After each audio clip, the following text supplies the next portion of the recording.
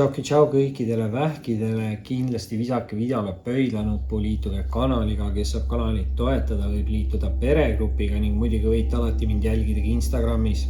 Ning vaatame üle, mis on siin vähile tulemas lähitulevikus. Korraga niimoodi ja ops. Ja vist ongi ainult üks kaart siia lõpetusse võtta ja väljast on. Mis meil siin on? Tahtsid ennast kohe näidata millegipärast just need kaardid. Esimese kaardina oli siin nägu ülespidi väljas müntide 10.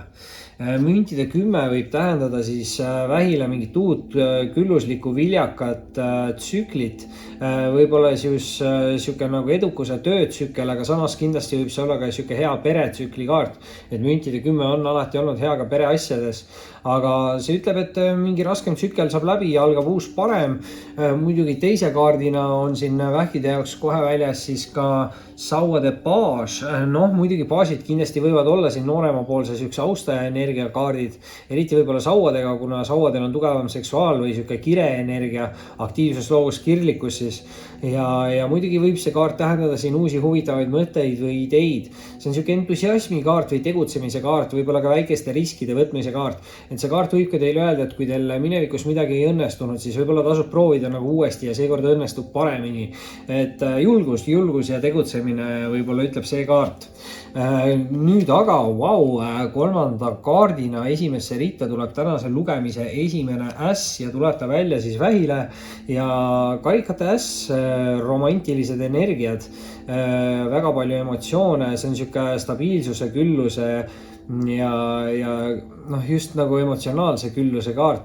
Aga ütleme niimoodi, et kindlasti vallalistele inimestele ta tähendab mingit uut romantilist tutvust, aga suhtes olevatel inimesed ta võib olla siuke nagu järgmise etapi kaart. On see siis mingi siuke kokkukolimine, abielu või rasedus, eks ju. Et võimalusi siin on palju, igal juhul väga palju positiivseid emotsioone mingi olukorraga seoses peaks siin vähkide poole tulema. Ja nii, siin ta on ja tuleb välja siis teise rea alguseks karikate rüütel ehk täpselt see, mida see karikate äss siin välja kutsuda tahtis ja karikate rüütel on kõige parem just kui siuke rüütlikaart, sest see on siuke romantilise austaja kaart. See võib tähendada tunnete avandamist, mingit kohtinguid. Muidugi kelle jaoks on see siuke nagu austaja energia. Muidugi võib ka tähendada kellegi jaoks, et tunnete ise ennast nagu hästi romantiliselt ja võibolla teete ise kellegile mingi kutse, et siin võimalusi on palju, igal juhul austaja, see ei ole vahet, kumma soo kaart see nagu on. Et võimalused siin täiesti siuke nagu romantika pluss siis müntide 10, nagu ma ennem ütlesin, on väga hea ka pereasjades, on ju. Aga rääkides müntide 10, siis see on ikkagi ka rahakaart ja rahakaart on ka müntide 9 ja kui meil tuleb veel järjestikuselt välja niimoodi samast mastist kõrvuti olevaid kaarte, siis see tähendab kindlasti arengut ja mingi materiaalne, külluslik, viljakas areng peaks siin olema vähkide elus toimumas ja tõesti see võib siis olla mingi suur tsüklikaart, sest müntide 9 näitab siukest luksust, samas nagu siukest ka iseseisvust, et see müntide 9 on siuke, saan ise kõigega hakkama kaart.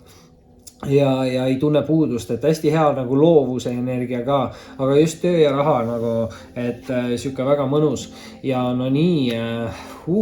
vähid viimase kaardina tuleb siis teie jaoks välja keisri kaart. Ja keiser tähendab mingit hästi võimekat meesisikut. See on 100% meesterahva nüüd energia. See võib ka kindlasti olla ülemuse energia või siis isa energia.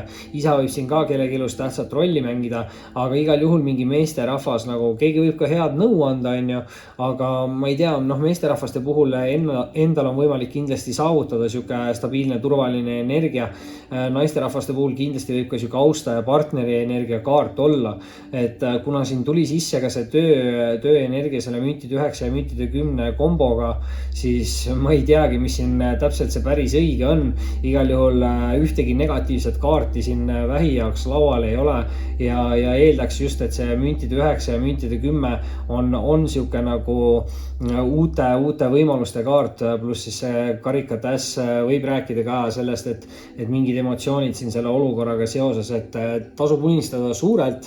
Vähid, see oli selleks korraks siis teie lugemine. Kindlasti visake ikka pöidlanuppu, liituge kanaliga, kes saab toetada, võib liituda peregrupiga ning muidugi võite jälgida Instagramis. Oli meeldiv ning kohtume varsti taas.